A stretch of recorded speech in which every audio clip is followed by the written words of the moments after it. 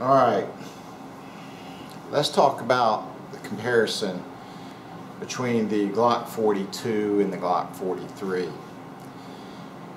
Now, the single stack 9mm from Glock has been an anticipated item for many years. There have been many manufacturers that have beat Glock to the punch, but Glock being the first, well, let's see, HK actually had the first polymer, but Glock being the first widely respected and used polymer gun, it's been a leader in the industry, so the single stack has been anticipated for many years. So when they came out with the 42, it was a big hit, although it was disappointing to a lot of people because they wanted the 9mm, not the 380. The diameter of a 380 and 9mm are the same. The length is different, and of course the stopping power and just the overall strength is of course more in the 9mm. The 9mm also being probably the most popular caliber in pistols, going back many years, very popular in World War II and still very popular to this day. In fact, a lot of the FBI and whatnot that went to 40 caliber are now going back down to 9mm, finding that it's a more economical round and you get more rounds, it's easier to control, and etc, etc, etc. Less breakdown of the guns. There's a lot of reasons they went back to 9mm. I never thought they should have left. With that said, I own a lot of 40 caliber weapons, and I like 40 caliber. But I've gone kind of back to 9mm as well, and especially with the single stacks. So let's get back down to what we're talking about. So when Glock did come, and you see it's safety checked, when Glock did come out with the 42, it's a great size and everything. This one I have different sights on. If you notice, this is the TFX True Glow. I really like them. I like it actually better than the Trijicon, because it not only has the fiber optic, but it's got the night sight quality to it as well, feature to it.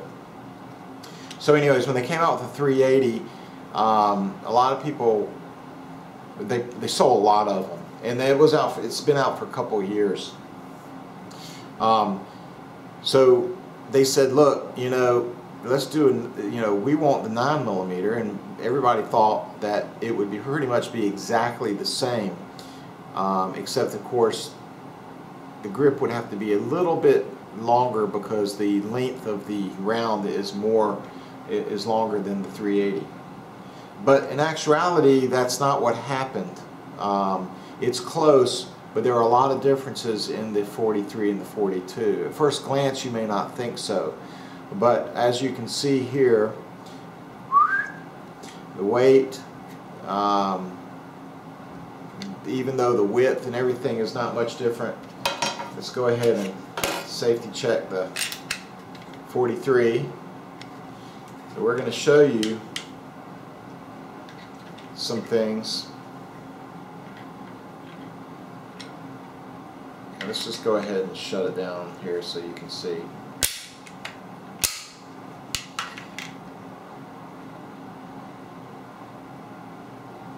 So you can see that the 43 is longer. You can see the difference in the slide in the rear.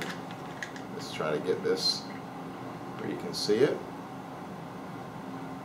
You can see the length is longer.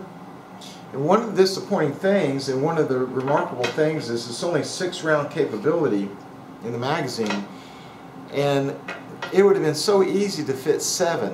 It would have really pleased a lot of people. In fact, the 43 comes with a flat bottom and then a pinky extension, and if they would have just made the pinky extension first of all, you could fit, and there are companies that make adapters where with a flat bottom you can change out the components and make it to where it will fit 7.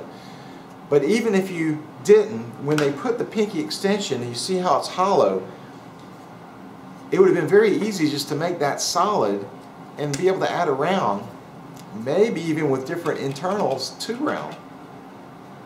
You know, SIG has extensions that add 2 rounds. I think XDS has it. There are guns that have extensions that allow 2 more rounds. So that was very disappointing. So the 40, first of all, the 42, the 380, is a lot larger than some of the other competitions out there. Let's say the Kahr 380. There's a big difference in the 42 and the Kahr. The Kahr is very small. Their 380 is very small. So let's just show you. Safety check. Kahrs have remarkable springs. They're very strong. So a lot of people who say they have issues, they just need to break it in. Just go to the range, put a couple hundred rounds through it, and you'll find that the spring, it's a good quality spring. But look at the difference here. Look at the difference in the size. And this one's the CW380 and this is the Glock 42. Look at that. Look at the difference. It is a huge difference if you're carrying this.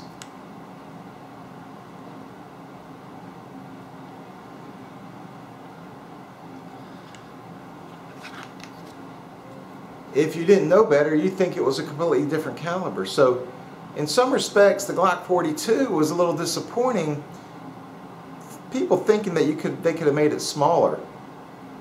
And again, the same kind of deal with the number of rounds. I mean, come on, you know. I mean, you can't get more rounds in the 380, the Glock 42. So the difference in a Kahr 380, if you want small and you want the 380, in my opinion, and boy, people comment out the kazoo, but a gun is better than no gun. In the 380, you can get hydra shocks and hollow points that really expand good and have good penetrating power. Ronald Reagan was shot with a 22 caliber and almost killed him and really devastated Jim Brady. And you know, if you look at the first 48 and all that, there are a lot of murders with 380s. So they're dangerous. They're a good caliber gun. So stop all that crap. You know, sure, 9 is stronger and better, but if you're looking for size and you want something more than just a Derringer 22, the Kahr 380 is really remarkable. Now, like with a lot of guns, people have had problems, don't have problems, this is a piece of this, a piece of that. Look, if you look at the components of a Kahr, it's very well made. Now, the other one that's very small is the Ruger LCP. Now, you're not going to see it from me anymore. Some of my previous videos, you'll see me reviewing it. But there's one video, I'll put a link right here. That video of mine is that damn thing blew up in my hand. I believe it could have been, sure it could have been the round. It was factory ammo. People keep saying, you didn't use factory ammo. I don't reload. I don't buy reloads. It was factory ammo by Remington. Now Remington took care of me and Ruger. Ruger allowed me to pick any gun I wanted because I told them I don't want another LCP. So, you know, I picked their new 9mm. Can't remember the number, but anyways, it's a very well made gun, much better, but I would not own an LCP ever. Okay, the Kel-Tec P3AT was the original one, and it's made, in my opinion, a lot better than the Ruger. Ruger actually copied them. It was a couple years later they came out, and it's almost identical except the slide locking back, and of course the Ruger's looks much more refined and People say that it's much more reliable, but I like my P3AT. But point is, this polymer, this frame, is so much better than the LCP. Now, I added a little grip on here just to get a little padding. It's the Pactel grip. I like it. You know, you don't have to have it, but look how small that thing is. Look how small this gun is. Look at that. I mean, it can almost hide under my hand. Pretty remarkable. Now, again, this one has 6 rounds, but I'm trying to, oh yeah, you can get a pinky extension for this one too. You can buy the extension, and I do have that, because when you have a big hand, it does make it easier to hold when you have that extension. Alright, so back to the Glock 43. Now of course we're going to 9mm, but then you take the Glock 43 and you put the Kahr next to it, and wow, you're really seeing some major differences here. And this is a huge difference if you're wearing shorts or you're trying to conceal it. I mean, come on, which one is going to be easier to conceal? It doesn't take a brain surgeon to figure it out. Now I'll tell you, Kahr also makes a 9mm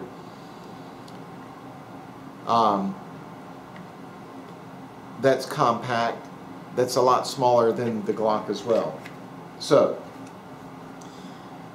the Glock 43 compared to the Shield. The Shield, safety check. The Shield, now this is the 8-round magazine. The Shield is very close to the Glock 43. Very close, but you can see it is a little bit shorter, almost the same length this way. This is the Shield, but a little bit longer in the grip.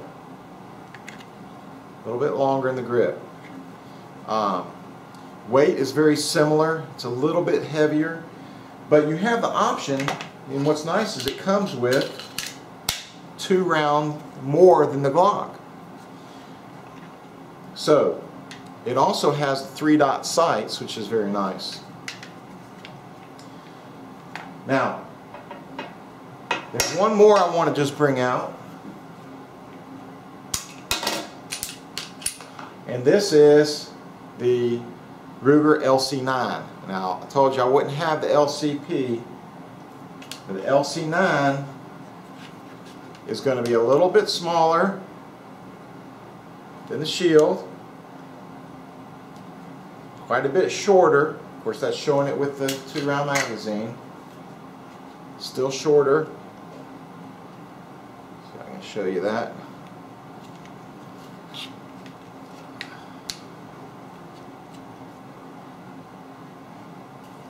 So it's very close to the Shield. And compared to the Glock 43, it is almost identical, except the Ruger. Now this is the hammer-fired one, but the other one's the same size. It's very, very close, almost identical to the 43. Although you can get this with the external safety. Don't like it. Some people don't. Personally, I'm finding that I like the Glock or the Shield. My father has the striker-fired LC9.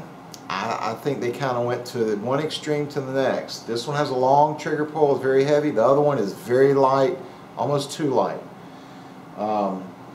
So, what does all this mean? Well, it means there's a lot of choices. You can get very confused. The best thing to do is go to a range, pay the rental fee, which will let you switch to use different guns and try them out. If you want the smallest gun, then you're going to stay with something like the Kahr 380. You do have to go down, or the Kahr 9mm, which I don't have here to show. They're the smallest. Some people think they're not as reliable as some of these others, but if you want reliability, you're always going to want to go to the Glocks. They'll feed anything will go through there, any kind of ammo. They'll take Russian ammo, junk ammo. Very, very reliable guns. You can't say enough about Glocks. That's why so many police departments carry the Glock. I like the shield. This one has the Krypton type. If you can see, I've got another video on this. It's a limited edition, tallow limited edition. I love it. It's really cool, kind of like a snakeskin looking type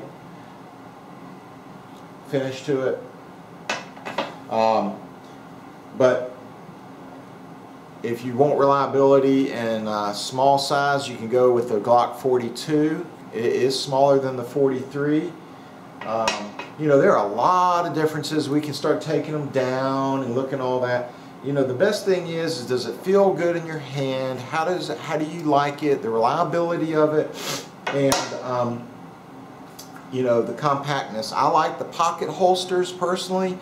I don't like the in the waistband. They're uncomfortable. You know, they're miserable. I can't wear them. You know, once they break in, they're not. You know, some people like them, but you know, you sweat. They're miserable. I like the in the pocket ones. This particular one is for the Ruger, but I have them for pretty much all my guns. I like the leather ones, but this one is made by K&J. But look how nice it does. It helps stop the printing, so you really can't see that you're carrying a pistol. It's small enough to where you can put it in your front pocket and pull it out real quick. I personally like this one. It's a nice one. It's got, you can put it on either side. It's got both sides of it, left or right. So with all this confusion, you know, some of you guys may not like, you know, oh, you know, you didn't compare this, or you should have put it on the scale. I have the scale right here. You want to do that? Okay, let's do that. All right, let's do that right now. All right, so these are going to be without the magazine. The Glock 43, exactly 1 pound 0 ounce. 1 pound 0 ounce for the Glock. Okay, the Glock 42. 12.6 ounces. Quite a bit lighter. The Ruger LC9. 15.6 ounces. This actually, I'm surprised. I would have thought it's heavier, but the LC9 is lighter than the Glock 43. The M&P Shield. 1.26. 1.26. And then the little guy here, this is the 380. The Kahr CW 380 is 10.4 ounces. Wow. So you see what I'm saying? The weight, pretty amazing. Again, the Glock 43 is a nice one. But you know, you are talking about, you know, now it's 15.8, so that's crazy, huh? 1 pound. It's coming out to 16 ounces. Okay, it's pretty close. You add the magazine, it's going to be actually a little bit more than that. Let's do the extended magazine and just see what it registers. 1.2. Okay, so this is 2 ounces for the magazine. So hopefully you learned a little something. You're not totally confused. Again, go to the range. You know, do your homework. Trying to get this thing. It's not so load. You know, you got a nice variety of guns out there, not like the old days. You could even get a revolver. Revolvers, you know, they're good guns. A little bit wider, of course, but you got the J-frame, Smith & Wessons, good guns. They're a little bit more uncomfortable. That's another thing about the LCP compared to the Kahr. LCP was very uncomfortable to shoot. It really hurt your hand, especially when it blew up on mine. But the Kahr, man, it feels good to shoot. My wife even didn't mind. My wife hated the LCP. She don't like the Kel-Tec P3AT. They're a little bit you know, uncomfortable to shoot, but not the Kahr. I don't find it at all, and not the Glocks. And of course, the other ones, the 9mm, are more power than the 380s. So 73s. If you don't know what that is, figure it out. Look it up. Google it. 73s from Catman M4 KTZ.